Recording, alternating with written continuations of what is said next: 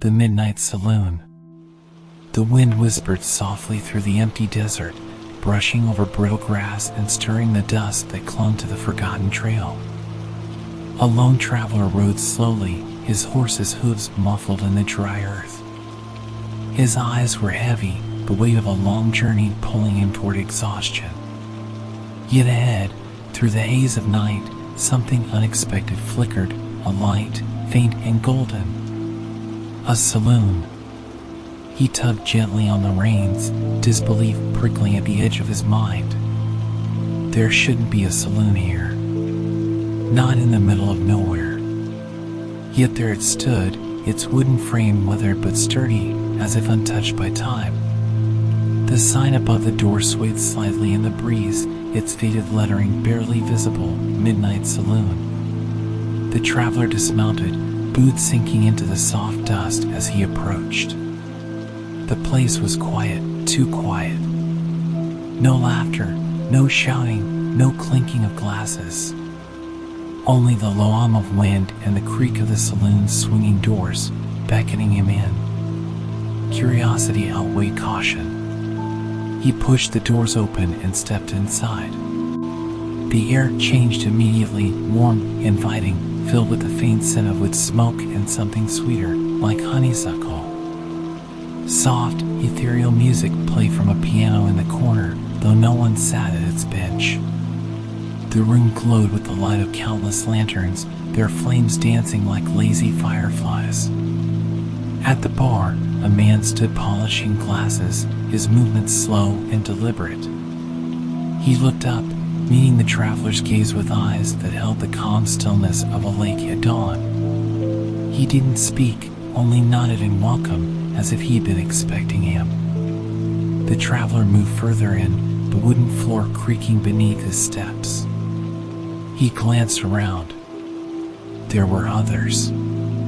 Seated at scattered tables, sipping from delicate cups, they barely seemed to notice his arrival. Their faces were serene, almost dreamlike, their conversations muted murmurs that blended with the music. Yet something felt off. No one looked tired. No one looked worn. They all sat with an air of contentment, as if they had found exactly what they had been searching for. But what had they found? He approached the bar, easing onto a stool. The bartender slid a glass in front of him, filled with a liquid that shimmered like liquid gold. The traveler stared at it. "What is this place?" he asked, his voice hushed, as if afraid to disturb the delicate balance of the room. The bartender smiled, a slow, knowing curve of his lips. "A place to rest," he said simply. The traveler glanced at the others again. "For how long?" The bartender's eyes sparkled with something unreadable. "As long as you need." The traveler hesitated, fingers curling around the cool glass. The music swirled around him, soothing and soft, easing the tension in his shoulders. He hadn't realized how heavy the weariness had become until now. He sipped the drink. It was warm and sweet, yet unlike anything he ever tasted, like the memory of a summer's evening, like the peace that follows a hard day's work. For the first time in a long time, he felt truly at ease. But as the minutes stretched into an hour, and the hour began to lose meaning, a single question lingered in the back of his mind. Why did this place feel like a dream? And why did he feel like he might never want to leave? The traveler lingered on his stool, the drink's warmth settling into his bones like a comforting blanket. The saloon seemed suspended in time, a place where the world outside didn't exist. He let his gaze drift over the room again, trying to make sense of it. Each patron sat alone, though they seemed content in their solitude. There were no loud voices, no drunken laughter, only the quiet hum of conversation and the steady rhythm of the unseen piano. The traveler's eyes settled on a woman seated near the fireplace. She wore a pale blue dress, simple and elegant, her hands folded neatly in her lap. Her eyes stared into the fire, distant but peaceful, as if she were watching something only she could see. Without thinking, he stood and approached her table. The creak of the floorboards under his boots felt louder than it should, but she didn't turn. He hesitated, then cleared his throat. "Mind if I sit?" he asked. She tilted her head, a soft smile curling at the corner of her lips, and gestured to the chair across from her. "Please," she said, her voice low and smooth, like the murmur of a stream. He lowered himself into the seat, resting his hands on the table. For a moment, neither of them spoke. The fire crackled softly, filling the silence with its gentle warmth. "This place," he began, unsure how to phrase the growing unease in his chest, "it's different." The woman's smile widened just a fraction. "Different can be good," she said, "especially when you've been running for so long." His brow furrowed. "Running?" She leaned forward slightly, her green eyes meeting his. "Aren't you? Isn't that why you're here?" He opened his mouth to protest, but stopped. The truth settled like a stone in his chest. He had been running, chasing something he couldn't name, or perhaps fleeing from something he didn't want to face. "How do you know that?" he asked, his voice barely above a whisper. She leaned back, her expression serene. "Everyone who finds this place has been running. Or searching." Her gaze softened. "Sometimes both." The traveler let her words sink in, the truth of them undeniable. He had been wandering for what felt like forever, searching for something he couldn't define. Peace, maybe. Or rest. "Who are you?" he asked, curiosity mingling with the unease. Her smile was enigmatic. "Just someone who found what she needed here." She paused, her eyes flickering with something deeper. "And someone who chose to stay." The traveler felt a chill despite the warmth of the fire. "Stay? Forever?" She didn't answer immediately. Instead, she reached into the folds of her dress and pulled out a small, worn locket, placing it gently on the table between them. It glinted in the firelight, its surface etched with delicate patterns. "I stayed because I found peace," she said softly. "You'll have to decide for yourself." The locket sat between them, a simple object that suddenly felt heavy with meaning. He stared at it, the question gnawing at the edges of his mind. What would he find here? And what would it cost to leave?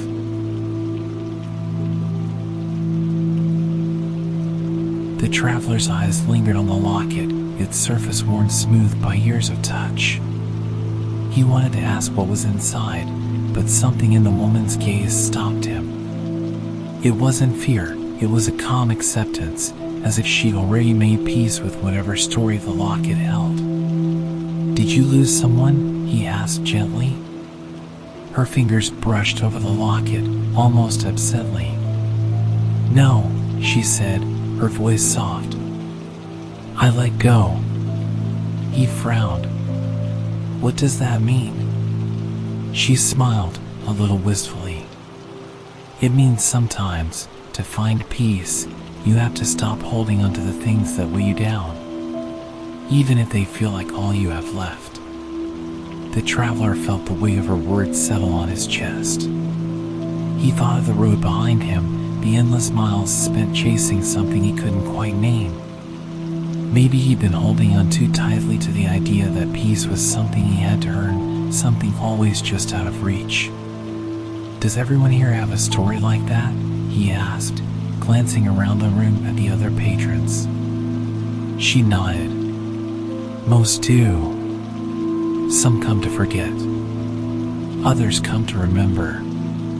But all of them stay until they find what they need." The traveler leaned back in his chair, the warm wood creaking beneath him. He studied the saloon, the soft glow of the lanterns, the strange serenity that wrapped around everything like a comforting fog. "Why do I feel like I've been here before?" he murmured, more to himself than to her. She tilted her head, curiosity dancing in her eyes. "Maybe you have," she said. "Or maybe this place is exactly what you've always been looking for." The bartender appeared at their table, setting down a fresh drink in front of the traveler. The liquid shimmered like starlight, the scent faintly sweet, like wildflowers after rain. The traveler stared at it, the question burning in his mind. "What is this?" The bartender smiled, his expression kind but unreadable. "A reminder," he said, "of all the things you thought you lost." The traveler hesitated, the drink glinting in the firelight. "And if I don't drink it?" The bartender's smile didn't waver. "Then you'll leave. But you'll always wonder." The woman across from him said nothing, her gaze steady. She wasn't trying to convince him, and somehow that made the choice harder. He lifted the glass, the warmth seeping into his fingers. As he raised it to his lips, a voice from across the room stopped him. "You'll want to hear this first." The traveler turned, spotting a figure in the far corner of the saloon. A man sat in the shadows, his face partially obscured by the brim of a white hat. His voice was calm, rich, and steady, like the low rumble of distant thunder. "If you're going to stay," the man continued, "you should at least know what it means." The traveler set the glass down, curiosity pulling him toward the stranger. He glanced at the woman, who simply nodded, as if encouraging him to go. Rising from his chair, the traveler crossed the room, the floorboards creaking underfoot. The man in the corner leaned back, his face coming into view, a weathered face, lined with years of wisdom and quiet pain. "What do you mean?" the traveler asked. The man gestured to the seat across from him. "Sit," he said, "and I'll tell you a story." The traveler hesitated, then sat, feeling the weight of the moment settle around him. The man's eyes glinted in the lantern light.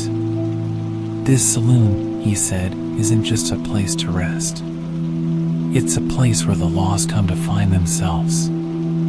His voice softened. "But the question you have to ask yourself is this: when you find what you're looking for, will you still want to leave?" The traveler leaned forward, his elbows resting on the worn wood of the table. The man's words hung in the air like smoke, thick and lingering. "What do you mean by that?" he asked, his voice quiet but edged with curiosity. The man in the wide-brimmed hat studied him for a long moment, then exhaled slowly, as if choosing his words carefully. "Every person who steps through those doors is searching for something," he said. "But not everyone realizes it." The traveler felt a strange pull in his chest, an ache he couldn't quite name. "And you? What did you find here?" The man smiled faintly, though it didn't reach his eyes. "Peace. At a price." The traveler's brow furrowed. "What price?" The man leaned back, the chair groaning beneath his weight. "The price of letting go," he said. "Of leaving behind the world you knew, the pain, the struggle, but also the love, the memories, the things that make you who you are." The traveler's throat tightened. "So, if I stay?" The man nodded slowly. "You'll find peace. But you'll forget everything else." The saloon suddenly felt colder, the warmth of the fire seeming distant. He glanced around again at the serene faces of the other patrons. They were calm, content. But now he wondered, did they remember who they were? "Why would anyone choose that?" he asked, his voice almost a whisper. The man's eyes softened, the lines of his face deepening with something that looked like sorrow. because sometimes forgetting is easier than remembering. The traveler looked down at his hands, the calluses on his palms, the dirt beneath his nails. His life had been hard, filled with loss, disappointment, and endless wandering. The idea of peace, of laying down his burdens, was tempting. But forgetting? He wasn't sure he could bear that. "Is there no other way?" he asked. The man's expression grew thoughtful. "You can leave," he said. "If you walk out those doors before dawn, you'll remember everything. The pain, the losses, but also the joy, the love." He paused. "It's your choice." The traveler felt the weight of the decision settle over him like a heavy cloak. Stay and find peace, but lose everything that had made him who he was. Or leave, carrying the burden of memory, but keeping the pieces of himself intact. "What if I'm not ready to decide?" he asked. The man smiled, a little sadly. "Then you already have." The traveler sat in silence, the fire crackling softly behind him, the music still playing its haunting, soothing melody. Time seemed to stretch, and for a moment, he felt as though he were standing on the edge of two worlds, unsure which way to fall. Finally, he stood, the chair scraping softly against the floor.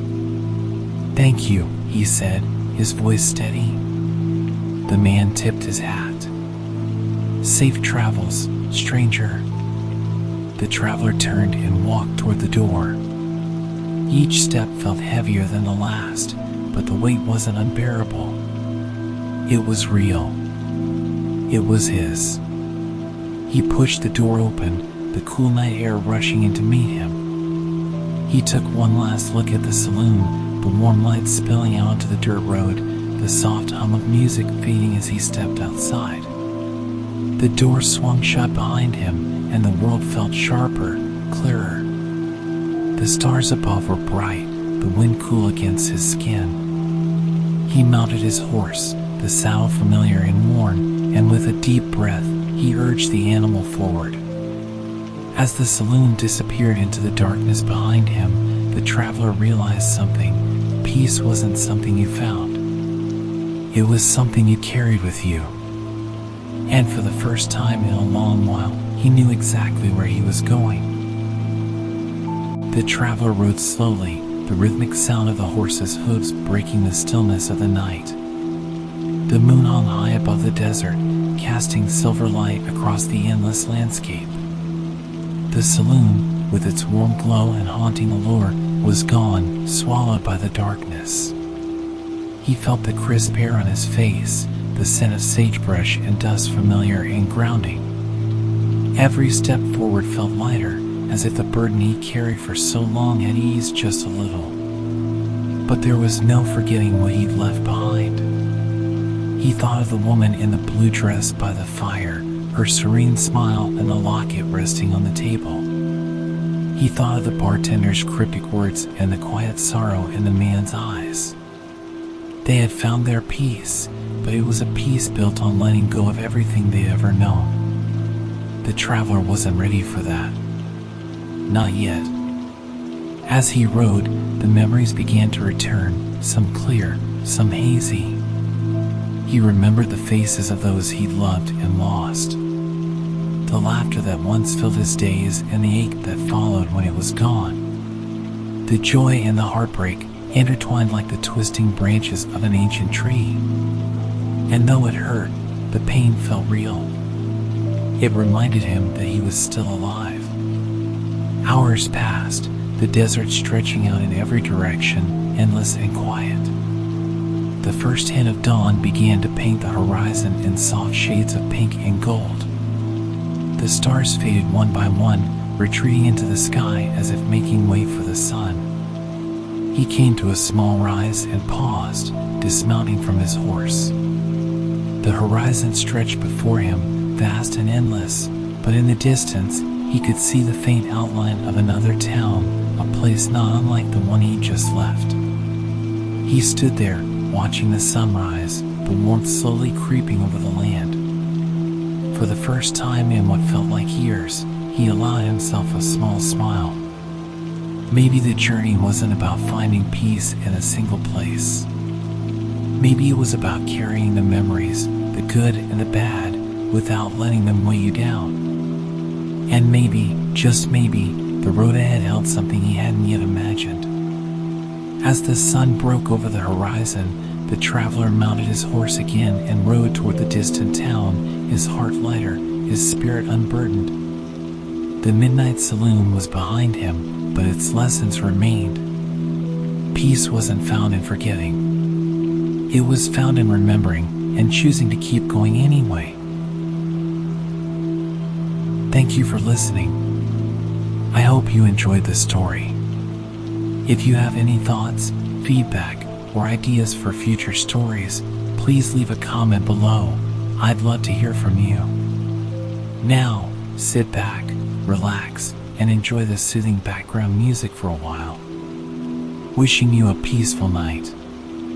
Take care and sweet dreams.